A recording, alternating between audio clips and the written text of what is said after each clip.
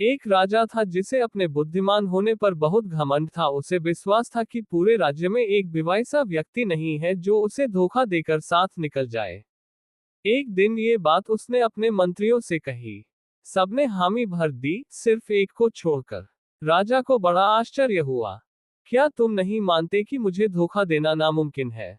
मंत्री ने कहा, नहीं महाराज, मैं नहीं मानता हूं। हो सकता है ये बात औरों पर लागू होती है, लेकिन मैं अच्छी तरह से जानता हूं कि कुछ सुनार अपने ग्राहकों के साथ धोखा करते हैं। हमारे अपने राज्य में भी। राजा ने कहा, मैं नहीं मानता। मैं सभी सुनारों को बुलाऊंगा और उनसे खुद बात करूंगा। लेकिन महाराज, अगर यह बात सच है भी, तो क्या वो लोग स्वीकार कर लेंगे? बाकी मंत्रियों ने कहा। राजा बोला, आप लोग चिंता न करें, मैं उनसे निपट लूंगा। अगली सुबह ही राजा ने राज्य के सभी सुनारों को बुलावा भेजा। इस अनुसार सुनार आ पहुंचे। सब हैरान थे कि आखिर मामला क्या है। एक सुनार ने कहा, राजा ने हम सबको क्यों बुलाया है? क्या राजपरिवार में किसी विवाह या राज्य विभाजन की अकस्मात तैयारियां हो रही हैं? दूसरे सुनार ने कहा, हो सकता है रानियां अपने पुराने गहनों से ऊब गई हो और उन्हें तुड़वाकर नए गहने बनवाना चाहती हो। तीसरे सोनार ने कहा, नहीं, रानियां तो हमें स्वयं से ही बुलाती हैं। यह मामला तो महाराज से जुड़ा मालूम होता है। चौथे सोनार ने कहा, मेरे विचार से महाराज पड़ोसी राज्य को कुछ खास तोहफा भेजना चाहते हैं और कुछ गहने बनवाने की जल्दी में होंगे। सभी सोनार इसी तरह के आपस में विचार व्यक्त कर रहे थे। तभी मटल, जो उन सोनारों में सबसे छोटा सोनार था, उसने कहा, इस तरह से अनुमान लगाने से कोई फायदा नहीं होगा। महाराज स्वयं बता देंगे कि क्या बात है। इतने में राजा कमरे में उपस्थित हुए और बोले, मैंने आप लोगों से सीधा साधा प्रश्न पूछने के लिए बुलाया है और मुझे आशा है कि आप लोग सच बोलेंगे। यदि मैं कुछ बनाने के लिए थोड़ा स्वर्ण दूं, तो क्या आप मेरे जाने बिना उस सोने में जरा सा की चोरी कर सकते हैं? और यदि आप ये काम किसी के निगरानी में करें, तो भी क्या चोरी संभव है? कमरे में सन्नाटा छा गया। राजा ने उन्हें गौर से देखते हुए पूछा, हाँ बोलिए। सुनार एक दूसरे का चेहरा देखने लगे। फिर कुछ देर बाद सभी सुनार एक साथ बोले, जी हाँ महाराज, यदि हम सचमुच चाहें तो संभव है। राजा को अपने कानों पर विश्वास नहीं हुआ। राजा ने हतप्रभ होते हुए कहा, अच्छा, आप लोग कितना सोना चोरी कर सकते हो? कुछ सुनार बोले, हम चौथाई हिस्सा तक निकाल सकते हैं। दूसरे सुनार बोले, हम आधा निकाल सकते हैं। मदन बोला, और मैं चाहूं तो पूरा ही उड़ा सकता हूं। राजा ने नजर भरकर उसे ऊपर से नीचे तक देखा और फिर मदन से कहा, मैं तुम्हारी बात नहीं मानता, पर तुम एक बार कोशिश करके देखो। तुम रोज राजमहल आओगे, वहां मेरे दिए हुए वस्त्र पहनोगे, मैं तुम्हें सोना दूंगा और मेरी उपस्थिति में तुम गणपति की एक प्रतिमा बनाओगे। जब भी मैं बाहर जाऊंगा, मेरे सैनिक तुम पर नजर रखेगा। जब तुम घर लौटोगे तो सब कुछ पीछे छोड़ जाओगे। अपने पहले वस्त्र फिर से धारण करोगे और महल के बाहर कदम रखने से पहले तुम्हारी तलाशी ली जाएगी। जब तक तुम्हें गणपति नहीं बना लेते, तब तक तुम्हारी यही दिनचर्या होगी। मदन प्रसन्नता पूर्वक बोला, जी महाराज। राजा ने कहा, एक बार फिर सोच लो, क्या तुम ये कर पाओगे? मदन बोला, जी महाराज, मुझे विश्वास है कि मैं ये कर लूंगा। राजा बोला, अगर तुम अपने उद्देश्य में सफल हो गए, तो मैं अपनी बेटी का विवाह तुमसे कर दूंगा और अपने राज्य का आधा हिस्सा भी दे दूंगा। पर अगर तुम असफल रहे, तो तुम्हें हमेशा के लिए देश निकाला दे दिया जाएगा। मदन मुस्कुराते हुए बोला, जी महाराज। राजा बोला, याद रहे, मैं या मेरे सेवक हमेशा तुम पर नजर रखेंगे। दूसरा सुनार मदन से बोला, पागल हो गए हो मदन, तुम जानते हो कि तुम ये काम नहीं कर सकते। तुम क्या ऐसे खड़े पहरे में कोई भी नहीं कर सकता? मदन ने आत्मविश्वास से कहा, मैं तो कर सकता हूँ। मदन अगले दिन सुबह ही महल पहुंच गया। उसने दूसरे कपड़े पहने, सोना और औजार लिए और काम शुरू कर दिया। राजा के पहरेदार दिलबर उसे घेरे रहते, अधिकतर राजा भी वहीं आसपास रहता।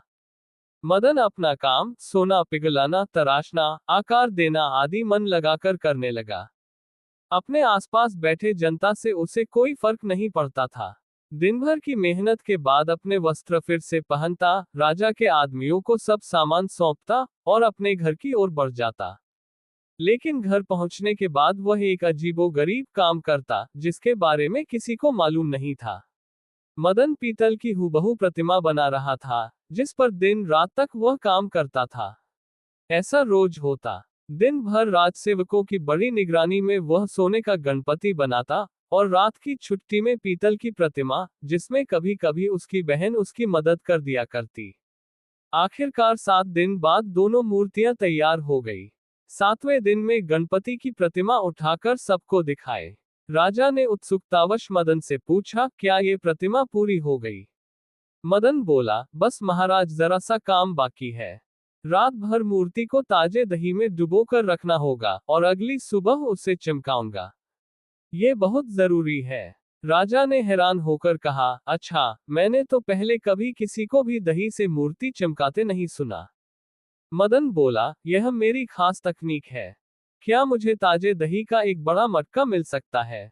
शाही पहरेदार मुंह चिपकते हुए बोले, अब ये भी अच्छी फरमाइश है। राजा ने कहा, संध्या के समय ताजा दही कहाँ से आएगा? आमतौर पर लोग रात में दही जमाते हैं, जिससे कि वह सुबह तक तैयार हो जाए। तुम्हें दही चाहिए था तो सुबह क्यों नहीं बताया? हम थोड़ा दही जमा कर रखते। मदन बोला, मैं बिल्कुल ही भूल गया था। क्या बाजार से भी नहीं मिल सकता? तभी उन्होंने एक युवती को सिर पर बड़ा सा घड़ा लिए सड़क की ओर जाते हुए देखा। पहरेदार उसे देखकर जोर से चिल्लाया, तुम क्या बेच रही हो? युवती बोली, ताजा दही। आज मुझे घर से आने में देर हो गई और मेरा दही बिका ही नहीं। अब इसे वापस घर ले जा रही हूँ। राजा का नौकर बोला, रुको, इसे यहाँ लाओ, इसे हम खरीद लेंगे। मदन बोला, भगवान का शुक्र है। मुझे तो चिंता सता रही थी, सोच रहा था कि दही नहीं मिला तो फिर क्या करूंगा। लड़की दही का घड़ा लेकर आ गई। मदन बोला, मैं पहले इसकी जांच करूंगा, जाने अच्छा है भी या नहीं। ज्योति बोली, मुझे जब तक इसके पैसे नहीं मिलेंगे तब तक तुम्हें हाथ भी नहीं लगाने दूंगी। ताजा माल है, तुमने अगर खराब कर दिया तो आधे दाम पर भी नहीं बिकेगा। अच्छा अच्छा, ठीक है, हम इसे खरीद लेते हैं। मटके के अंदर झांकते हुए मदन बोला, ठीक ही लगता है। कहते हुए उसने गणपति की स्वर्ण प्रतिमा घड़े में डाल दी। राजा ने ज्योति को सोने की अशर्फी दी। अब वह जाने ही वाली थी कि मदन ने उसे फिर आवाज दी। मदन बोला, मुझे ये दही अच्छा नहीं लगा। इसमें पानी ज्यादा है और इससे मूर्ति में वह चमक नहीं आएगी। मैं कल सुबह ताजा दही लेकर अपना काम करूंगा। लड़की गुस्से में बोली, और मैं क्या इस दही का अचार डालूं? अब तो इसे कोई भी खरीदेगा नहीं। खाओ फेंको, जो मन में आए करो। मदन ने घड़े से मूर्ति निकालते हुए कहा, और खबरदार, ज्यादा बड़बड़ की तो भूल गई क्या? महाराज ने इसकी कीमत दे दी है। ज्योति ने घड़ा उठाया और मुंह में कुछ बड़बड़ाती हुई चली गई। अगले दिन मदन ने मूर्ति ताजा दही में चमकाए और राजा के हाथ में दे दी। राजा ने अपने विशेषज्ञ को बुलवाया और कहा, मूर्ति को देखकर बताओ, सुनार ने इसमें से कितना सोना गायब किया है। विशेषज्ञ सोनार ने उसे जांचना शुरू कर दिया, लेकिन बार बार जांचने परखने के बाद भी उसकी समझ में कुछ नहीं आया। राजा अधीर हो उठा और पूछा, बताओ भाई, क्या बात है? विशेषज्ञ बोला, महाराज, इसमें तो रत्ती भर भी सोना नहीं है। राजा हैरान हो गया और कहा, ये कैसे हो सकता है? सब मैंने इसे सारा सोना दिया और इसने मूर्ति भी मेरे ही सामने बनाई है। इसे कमरे में से एक भी वस्तु बाहर नहीं ले जाने दी। विशेषज्ञ बोला, ये सब तो मैं नहीं जानता, पर इतना जानता हूं कि मूर्ति केवल पीतल की है। सोने का तो इसमें नामो निशान भी नहीं है। राजा ने चकित होकर कहा, ये तो कमाल हो गया। मदन मुस्कुराते हुए बोला, मैंने कहा था ना कि मैं कर सकता हूँ। आखिरकार राजा ने मदन से पूछा कि उसने ये चकमा दिया कैसे?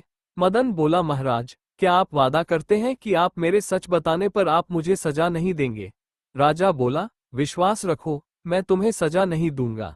फिर मदन ने सारी कहानी सुनाई। वो दही बेचने वाली लड़की मदन की बहन थी, जो ठीक उसी समय वहां आ पहुंची थी।